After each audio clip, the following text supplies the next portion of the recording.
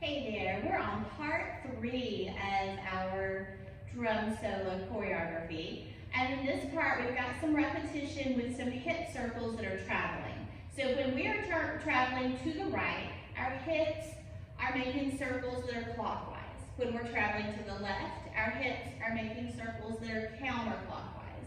So you might want to think about getting your circles going when you're trying to drill yourself for this little bit. Your circles are going, and your feet just naturally pick up off of the floor whenever the weight's not on that side.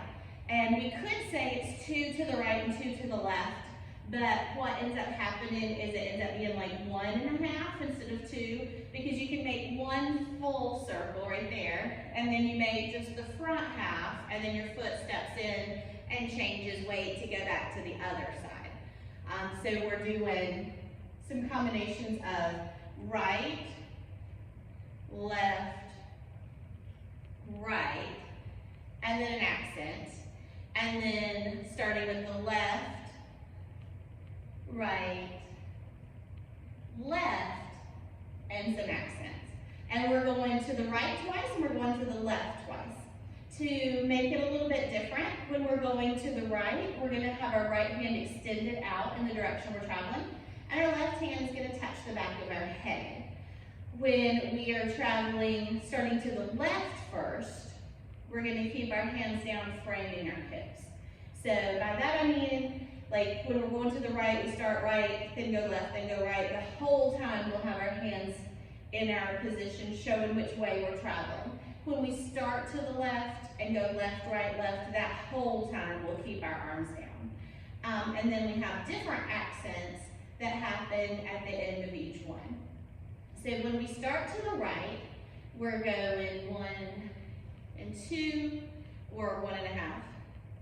We're going back to the left, we're going to the right, and then our accent that happens here, we're going to have our hands just out in front of us in that neutral position.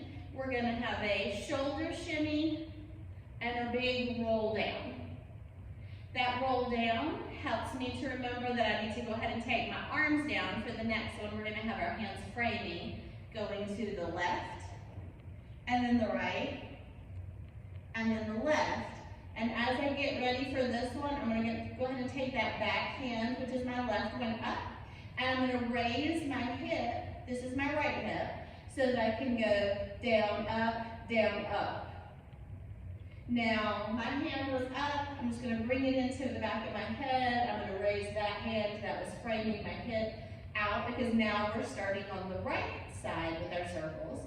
We're going to the right, we're going to the left, and we're going back to the right. And this accent is going to be with our shoulders again. We're going to shoulder shimmy, lift the chest, shoulder shimmy, drop the chest. And that drop again helps me remember to go ahead and take my arms down. I'm going to frame hips. I'm going to go left, right, left. And there isn't actually an accent on this side, because that's where we're going to start into the final part, part 4, that has a lot of shimmies. And it has a lot of choices for what you guys are going to do. So part 3, when you're looking at that as your homework, just think about those circles that are traveling side to side, and the accents that are going to happen on each side, and also where the arms are, either showing the direction of travel or framing the